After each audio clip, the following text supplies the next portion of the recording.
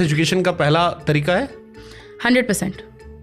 रोहित शेट्टी की फिल्म से physics lessons नहीं लेने चाहिए, वैसे हमें पॉर्न से सेक्स एजुकेशन नहीं लेना चाहिए, पर हम दोनों चीज़ें वही करते हैं। हम रोहित शेट्टी से फिजिक्स सीखते हैं और हम पॉर्न से सेक्स एजुकेशन सीखते हैं।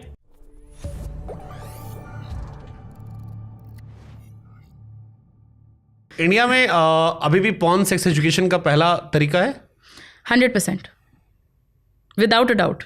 जो मैं हमेशा कहती हूँ वो ये है कि जैसे रोहित शेट्टी की फिल्म से फिजिक्स लेसन्स नहीं लेने चाहिए, वैसे हमें पॉर्न से सेक्स एजुकेशन नहीं लेना चाहिए, पर हम दोनों चीज़ें वही करते हैं। हम रोहित शेट्टी से फिजिक्स सीखते हैं और हम पॉर्न से सेक्स एजुकेशन सीखते हैं।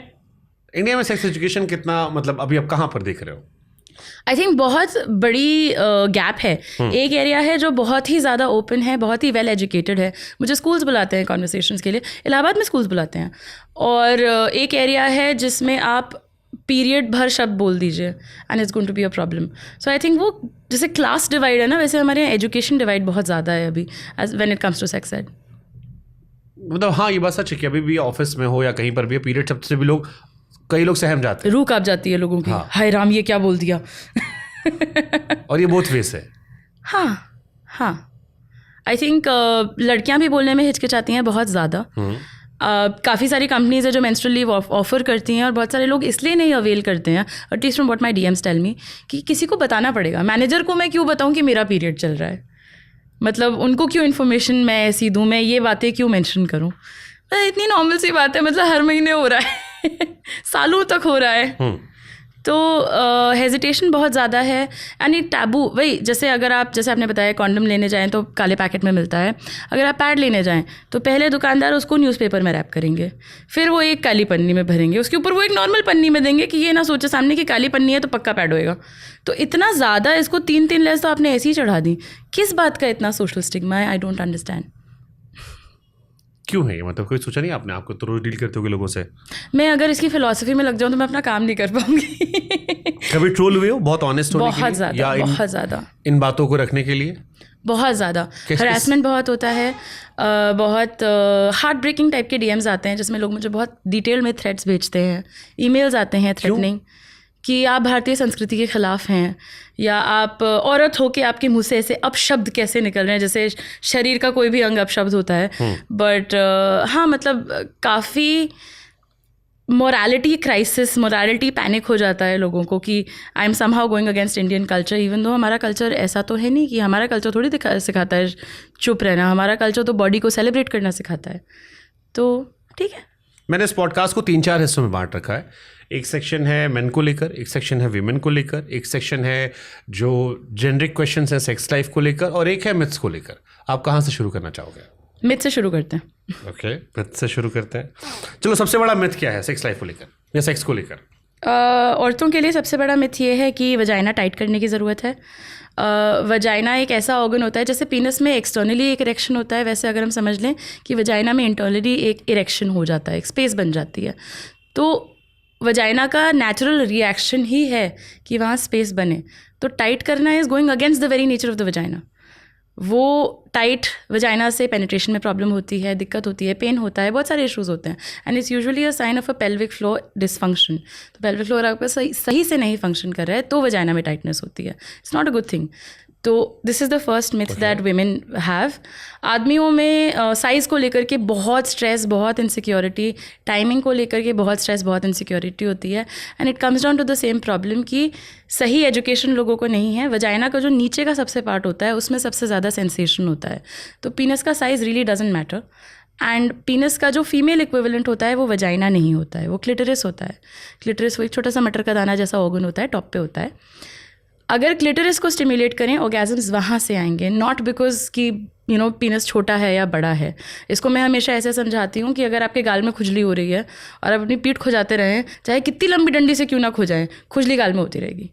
सो the focus has to shift, and because ये एजुकेशन नहीं मिली है, आदमियों को बुरा फील कराया जाता है, इनसिक्योरिटी क्रिएट करी जाती है कि साइज़ का इतना बड़ा हवा बना के। So these are the 2 biggest myths. सबसे पहले मैं स्टार्ट करता हूँ कि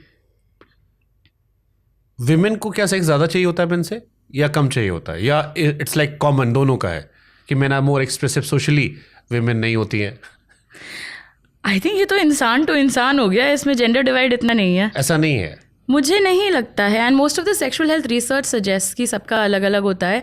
हम ये देखते हैं कि विमेन का लेट 30s लेट 40s में एक पीक आता है in terms of desire, because वो एक्सप्रेस करने को उनको फ्रीडम मिलने लगता है, चाहे वो उनकी बॉडी में वो बेटर फील करने लगें, चाहे वो ऐसी रिलेशनशिप में सेफ्टी एक्सपीरियंस करें.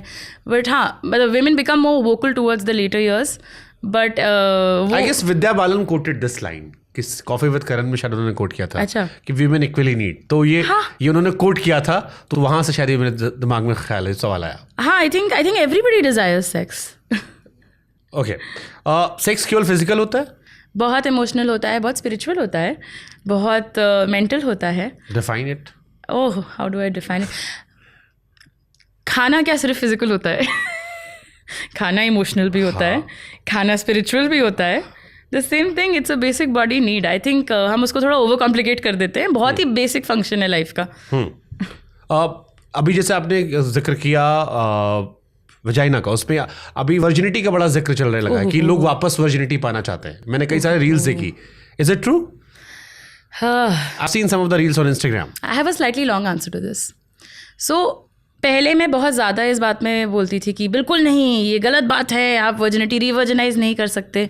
फिर मेरे अस्पताल में एक मरीज़ आई, अपने बॉयफ्रेंड के साथ आई, और उसके बॉयफ्रेंड ने आके बताया कि प्लीज़ आप इनकी कुछ सर्जरी करके इनका हाइमेन वापस दिलवा दीजिए. हम सेक्शुअली एक्टिव हो चुके हैं, पर अगर इनकी शादी हो रही है, इनकी कहीं और शादी कराई जा रही है, अगर इनके परिवार वालों को पता चल गया कि ये वर्जिन नहीं है तो इनको मार डाला जाएगा. एंड उस समय ना मेरा सारा एक्टिविज़म, मेरा सारा एथिक्स, मेरी सारी मोरालिटी एक सेकंड को साइड चली गई जब मैंने ये रियलाइज़ किया कि लिटरली ज़िंदगी और मरने का सवाल होता है कुछ लोगों के लिए एक छोटे से टिश्यू के ऊपर. Never mind that hymen virginity का इंडिकेटर नहीं होता है. सर्जिकली इसको वापस रिक्रिएट किया जा सकता है. मैं पर्सनली विश्वास नहीं करती हूँ, बट मैं जानती हूँ कि लोगों को इसकी नीड हो सकती है. क्या कॉस्टिंग पड़ती होगी अप्रॉक्स? मेरे ख्याल से the lowest I have seen, मैंने सोशल मीडिया पे एडवर्टाइज देखा है, 25,000 से 40,000 के बीच में ये सर्जरी पड़ सकती है. वर्जिनिटी मतलब ये मेंटल होती है या इसको जैसे समाज में बना रखा हुआ? फुल ऑन हुआ है. वर्जिनिटी कोई फिजिकल चीज़ नहीं होती है. ऐसा नहीं है कि लड़कियों के वजाइना के अंदर कोई प्रूफ होता है कि ये वर्जिन है कि नहीं. हाइमेन जिस चीज़ पे लोग अक्सर अटक जाते हैं, लोगों का ये कहना है कि हाइमेन एक सील की तरह होती है वजाइना के एंड पे. तो मेरा पहला सवाल ये है कि अगर हाइमेन एक सील है तो मेंस्ट्रुअल ब्लड कैसे बाहर निकल रहा है? अगर वजाइना की ओपनिंग एकदम टेट्रापैक की तरह बंद है तो कैसे ब्लड बाहर निकलेगा? एंड एक्चुअली एक मेडिकल कंडीशन होती है जिसमें वजाइना का ओपनिंग पूरी तरह से बंद होता है. इसको हम बोलते हैं इम्परफोरेट हाइमेन. इसमें हमें सर्जिकली ओपनिंग करनी पड़ती है ताकि ब्लड बाहर आ सके. तो हर किसी के हाइमेन में ऑलरेडी ओपनिंग्स होती हैं. अगर सेक्सुअली अराउज्ड है इंसान तो हाइमेन वजाइना सब थोड़ा फैल जाता है एंड ब्लीडिंग नहीं होती है. इनफैक्ट 1/3 ऑफ वीमेन रिपोर्ट कि उनको कभी ब्लीडिंग नहीं हुई है फर्स्ट टाइम सेक्स में, इवन दो वो पहली बार कर रहे हैं. तो मेरे ख्याल से सोशल कॉन्स्ट्रक्ट है. ये मेरा यही सेकंड क्वेश्चन था कि फर्स्ट टाइम इंटरकोर्स करने पे हर बार ज़रूरी ब्लीडिंग होना? बिल्कुल भी नहीं. इनफैक्ट पेन नहीं होना चाहिए. जो लोगों के दिमाग में इंप्रेशन है ना कि फर्स्ट टाइम बड़ा पेनफुल होता है, नहीं होना चाहिए. अगर आप बहुत स्ट्रेस्ड हैं, नर्वस हैं, भाई अगर मेरा हाथ एकदम टाइटली बंद है, मैं स्ट्रेस्ड हूँ और मैं यहाँ पे ज़बरदस्ती कुछ डालने की कोशिश करूँ तो मुझे डिफ़िकल्टी होगी. वही चीज़ होती है. आपका पेल्विक फ्लोर भी मसल से ही बना हुआ है. वजाइना भी एक टेक्निकली एक मस्कुलर टिश्यू ही है, एक मस्कुलर ट्यूब है. अगर आप एक टाइट टेंस मसल में कुछ डालने की कोशिश करेंगे तो प्रॉब्लम होगी. And that is the thing we have to understand. Okay, second myth question जो मेरा था वो ये था कि छोटे शहरों में खास तौर पर जब हम ट्रेन में बस में सफ़र करते हैं तो बड़े सारे कोट्स लिखे होते हैं दिवाली गुप्त रोग विशेषज्ञ. हाँ, ये साइज को लेकर खास तौर पर बड़े सारे कोट्स लिखे होते हैं. फिर सवाल हुए, डज साइज रियली मैटर? क्योंकि ये बहुत ज़्यादा स्ट्रेसफुल लड़कों के लिए होता है. बहुत सारे लड़के होंगे जो परेशान होंगे, बहुत सारे एड्स देखते होंगे, बहुत सारे एक्सपेरिमेंट करते होंगे, हर अलग अलग तरह से. बहुत अनफॉर्चुनेट बात है कि लड़कों को, मतलब लड़कों में इतना कुछ होता है, इतने अच्छे लोग होते हैं, उनको रिड्यूस क्या कर दिया है उनके पीनस के साइज़ पे. कितनी बकवास बात है. एक कोट है जो इंग्लिश में हम लोग सुनते हैं, it is not the size of the boat but the size of the wave that matters. तो आपका ऑर्गन चाहे जिस भी साइज़ का हो, आप उसको किस तरह से यूज़ कर रहे हैं, that is what is important. So size really doesn't matter. Then what does matter? कि आप उसको किस तरह से यूज़ कर रहे हैं. अगर आप क्लिटोरिस पे फोकस कर रहे हैं तो ऑर्गेज़म आएगा ही आएगा. एंड हर किसी को पेनिट्रेशन में सेटिस्फैक्शन मिलता है बिकॉज वजाइना के लोअर एंड में बहुत अच्छी नर्व इनोवेशन होती है और क्लिटोरिस भी इनडायरेक्टली स्टिमुलेट होता ही है. रिलेशनशिप में ज़्यादा इंपॉर्टेंट क्या रखता है? Mental love, physical love? ये तो बड़ा इंडिविजुअल सवाल है। फिर भी मतलब एक होता है ना प्रायोरिटी में क्या हो सकता है, क्या अगर दो भाई कई बार लोग पूछते हो, मैंने कई सारे लोग क्वेश्चंस भी देखे जो मैंने लिखा भी था कि अगर सेक्स नहीं हो रहा है रिलेशनशिप में तो क्या रिलेशनशिप सर्वाइव कर जाएगा, लॉन्ग लास्टिंग हमेशा रह सकता है, या आपको लगता है कि नहीं that is very important part. कुछ लोग कहते हैं कि it is very important like we have food, अलग अलग नज़रिए से। हाँ कुछ एक कम्युनिटी होती है वो एसेक्सुअल बोलते हैं अपने आप को, क्योंकि उनका कहना है कि उनको कभी भी सेक्सुअल डिज़ायर नहीं एक्सपीरियंस होती है। तो एसेक्सुअल लोग भी तो एग्जिस्ट करते हैं and they very normal people, ऐसा नहीं है कि वो अब नॉर्मल है इन एनी वे। तो आई थिंक वही इंडिविजुअल